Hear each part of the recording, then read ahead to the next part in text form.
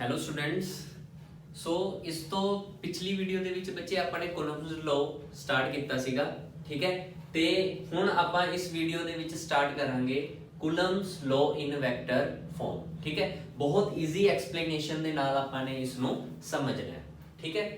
ਸੋ ਦੇਖੋ ਬੱਚੇ, ਇਸ ਵਾਸਤੇ ਆਪਾਂ ਨੂੰ ਇੱਕ 3 ਡਾਇਮੈਂਸ਼ਨਲ ਕੋਆਰਡੀਨੇਟ ਸਿਸਟਮ ਕੰਸੀਡਰ ਕਰਨਾ ਪਏਗਾ।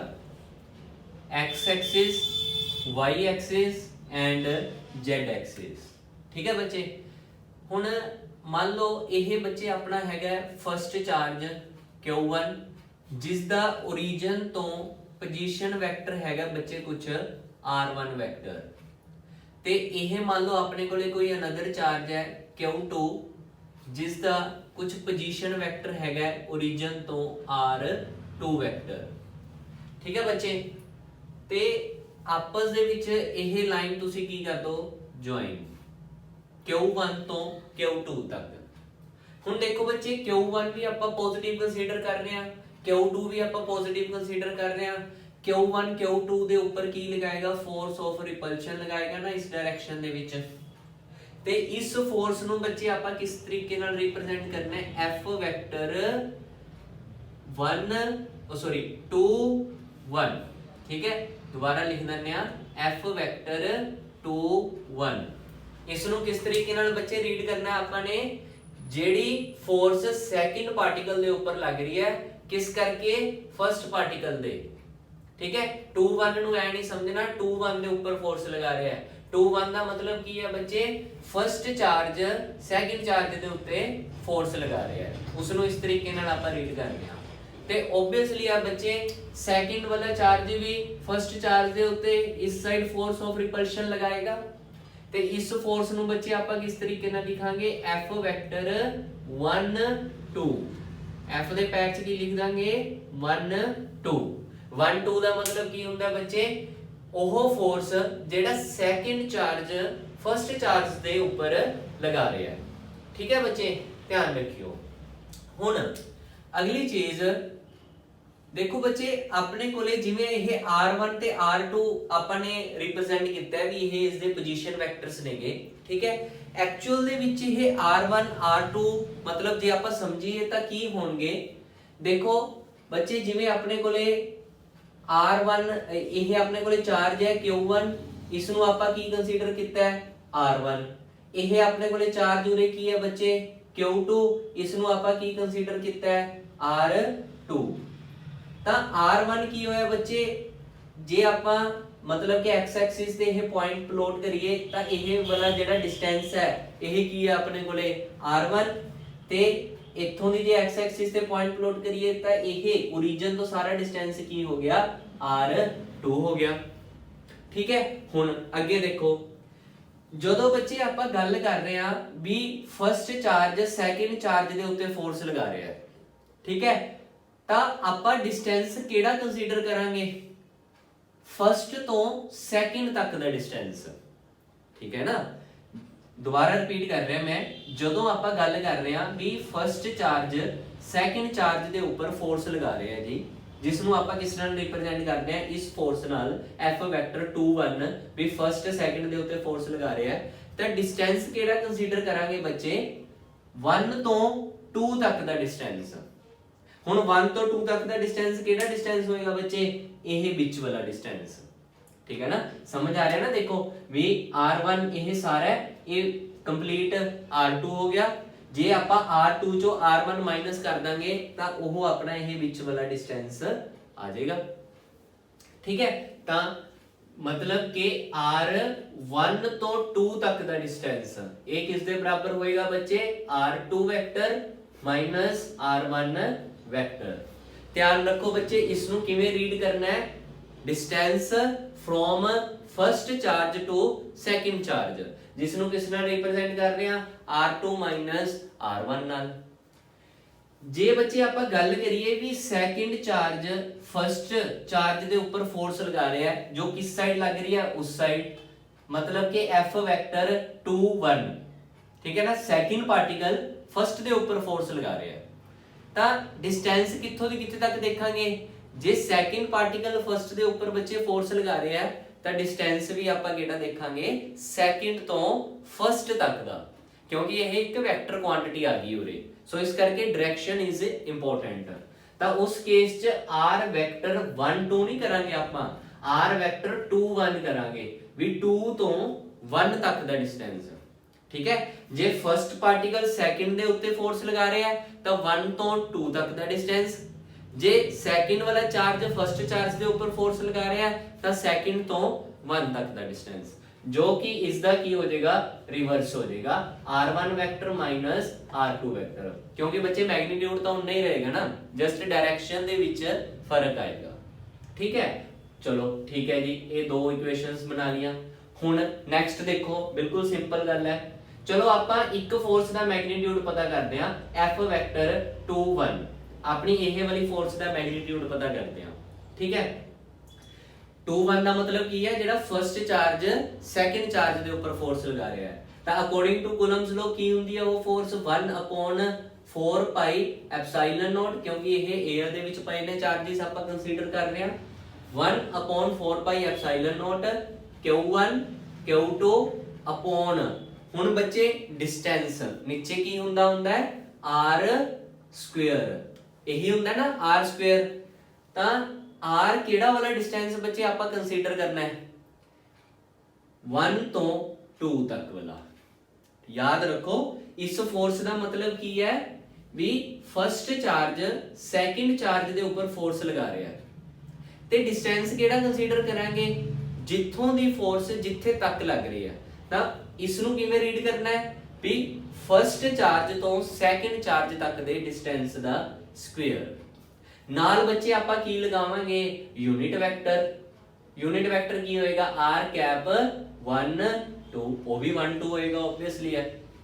ਠੀਕ ਹੈ ਬੱਚੇ, ਹੁਣ ਇਹ ਯੂਨਿਟ ਕੈਪ ਜਿਨ੍ਹਾਂ ਨੂੰ ਨਹੀਂ ਸਮਝ ਆਇਆ ਉਹਨਾਂ ਵਾਸਤੇ ਇੱਕ ਗੱਲ ਮੈਂ ਬੱਚੇ ਛੋਟੀ ਜੀ ਦੱਸ ਰਿਹਾ, ਜਿਵੇਂ ਬੱਚੇ ਆਪਾਂ ਨੇ +1 ਦੇ ਵਿੱਚ ਜਦੋਂ ਵੈਕਟਰਸ ਦੀ ਸਟਾਰਟਿੰਗ ਕੀਤੀ ਸੀਗੀ, ਤਾਂ ਉੱਥੇ ਆਪਾਂ ਦੇਖਦੇ ਹੁੰਦੇ ਸੀਗੇ ਵੀ ਕੋਈ ਵੀ ਜਿਹੜਾ ਵੈਕਟਰ ਕੁਆਂਟੀਟੀ ਹੁੰਦੀ ਹੈ a ਵੈਕਟਰ, ਉਹ ਕਿਸ ਦੇ ਬਰਾਬਰ ਹੁੰਦੀ ਹੈ magnitude into a cap, magnitude into ਉਸ ਦਾ unit vector means a cap. ਠੀਕ ਹੈ, ਐਵੇਂ ਸੇਮ ਟੂ ਸੇਮ ਫੋਰਸ ਆਪਾਂ ਪਤਾ ਕਰ ਰਹੇ ਹਾਂ, ਇਹ ਕੀ ਹੈ ਬੱਚੇ ਇੱਕ ਵੈਕਟਰ ਕੁਆਂਟੀਟੀ। ਠੀਕ ਹੈ, ਤਾਂ ਵੈਕਟਰ ਇਜ਼ ਇਕੁਅਲ ਟੂ ਉਸ ਦਾ ਮੈਗਨੀਟਿਊਡ, ਦੇਖੋ ਇਹ ਸਾਰਾ ਮੈਗਨੀਟਿਊਡ ਲਿਖਿਆ ਬੱਚੇ 1/4 ਪਾਈ ਐਪਸਾਈਲਨ ਨੋਟ q1 q2 ਅਪੋਨ, ਇਹ r ਵੀ ਕੀ ਹੈ ਮੈਗਨੀਟਿਊਡ ਦੀ ਫਾਰਮ ਚ ਲਿਖਿਆ, ਉੱਪਰ ਵੈਕਟਰ ਨਹੀਂ ਆਪਾਂ ਨੇ ਪਾਇਆ, ਮੈਗਨੀਟਿਊਡ ਇਨਟੂ ਨਾਲ ਆਪਾਂ ਕੀ ਲਿਖਾਂਗੇ ਯੂਨਿਟ ਵੈਕਟਰ।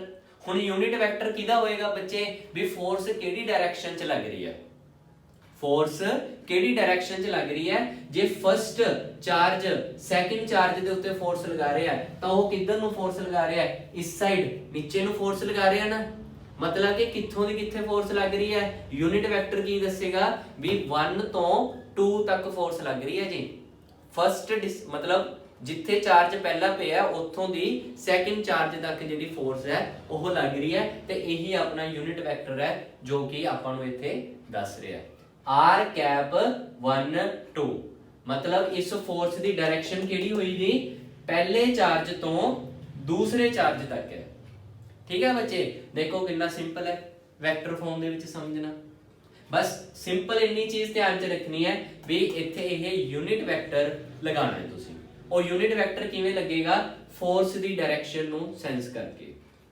ਨੈਕਸਟ, ਜੇ ਮੰਨ ਲਓ ਬੱਚੇ ਆਪਾਂ ਗੱਲ ਕਰੀਏ f ਵੈਕਟਰ 1 2 ਦੀ, ਹੁਣ 1 2 ਦਾ ਮਤਲਬ ਕੀ ਹੋਇਆ, ਸੈਕਿੰਡ ਵਾਲਾ ਚਾਰਜ ਫਸਟ ਚਾਰਜ ਦੇ ਉੱਤੇ ਫੋਰਸ ਲਗਾ ਰਿਹਾ ਜੀ, ਤਾਂ ਉਹ ਬੱਚੇ ਆਪਾਂ ਕਿਵੇਂ ਦੇਖਾਂਗੇ 1/4 ਪਾਈ ਐਪਸਾਈਲਨ ਨੋਟ, q1 q2 ਵੀ ਸੇਮ ਰਹੇਗਾ, ਬਸ ਡਿਸਟੈਂਸ 'ਚ ਫਰਕ ਆ ਜਾਏਗਾ। ਕਿਹੜਾ ਡਿਸਟੈਂਸ ਆਏਗਾ ਬੱਚੇ, ਹੁਣ ਫੋਰਸ ਕਿਹੜੀ ਹੈ, ਜਿਹੜਾ ਸੈਕਿੰਡ ਚਾਰਜ ਫਸਟ ਚਾਰਜ ਦੇ ਉੱਤੇ ਫੋਰਸ ਲਗਾ ਰਿਹਾ, ਇਟ ਮੀਨਸ ਡਿਸਟੈਂਸ ਕਿੱਥੋਂ ਦੀ ਕਿੱਥੇ ਤੱਕ ਕੰਸੀਡਰ ਕਰਾਂਗੇ, ਸੈਕਿੰਡ ਤੋਂ ਫਸਟ ਤੱਕ ਦਾ ਡਿਸਟੈਂਸ। ਤਾਂ ਇਸ ਨੂੰ ਕਿਵੇਂ ਰੀਡ ਕਰਨਾ ਹੈ, ਸੈਕਿੰਡ ਤੋਂ ਫਸਟ ਤੱਕ ਦਾ ਡਿਸਟੈਂਸ। ਠੀਕ ਹੈ, ਤੇ ਉਸ ਫੋਰਸ ਦੀ ਡਾਇਰੈਕਸ਼ਨ ਕਿਹੜੀ ਹੈ, ਉਹ ਡਾਇਰੈਕਸ਼ਨ ਵੀ ਬੱਚੇ ਆਪਾਂ ਨੂੰ ਜਿਹੜਾ ਆਪਣੇ ਕੋਲੇ ਡਿਸਟੈਂਸ ਦਾ ਯੂਨਿਟ ਕੈਪ ਹੈ ਉਹੀ ਦੱਸੇਗਾ। ਤਾਂ ਉਹਦੀ ਡਾਇਰੈਕਸ਼ਨ ਕਿੱਥੋਂ ਦੀ ਕਿੱਥੇ ਤੱਕ ਲੱਗ ਰਹੀ ਹੈ ਜੀ, ਸੈਕਿੰਡ ਚਾਰਜ ਤੋਂ ਫਸਟ ਚਾਰਜ ਵੱਲ ਦਿਸ ਸਾਈਡ, ਉਸ ਸਾਈਡ ਲੱਗ ਰਹੀ ਹੈ। ਤਾਂ ਇਸ ਦਾ ਯੂਨਿਟ ਕੈਪ ਵੀ ਆਪਾਂ ਕਿਹੜਾ ਲਵਾਂਗੇ r ਕੈਪ 2 1। ਤਾਂ ਇਹ ਫੋਰਸ ਨੂੰ ਆਪਾਂ ਨੇ ਕਿਹੜੀ ਫਾਰਮ 'ਚ ਲਿਖਤਾ ਬੱਚੇ ਵੈਕਟਰ ਫਾਰਮ ਦੇ ਵਿੱਚ ਦੋਨੋਂ F21 ਵੀ F12 ਵੀ।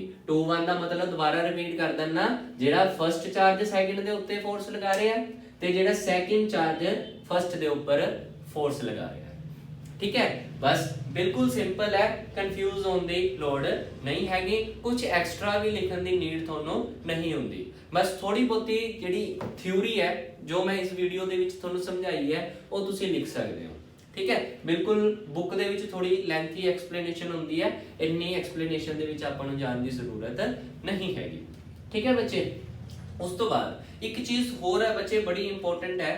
देखो बच्चे ये दोनों चीज़ां नूं देखो R12 ते 21 दोनों दे विच फर्क की है। जे मैं लिखा भी R12 vector equal to minus of R21 vector, agree और नॉट?